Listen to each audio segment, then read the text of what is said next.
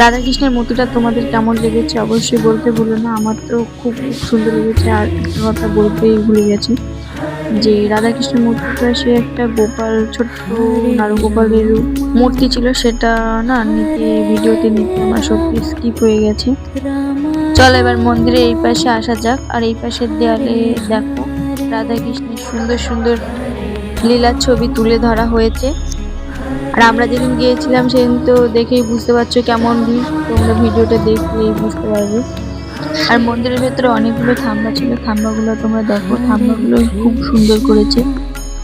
আর আর এখানে অনেকগুলো ঝাড়বাতি ছিল, ঝাড়বাতিগুলো খুব সুন্দর। আর এই পাশে দেয়ালে তোমরা দেখতে পাচ্ছ এখানে করা হয়েছে পঞ্চতত্ত্ব দেবতাদের ছবি।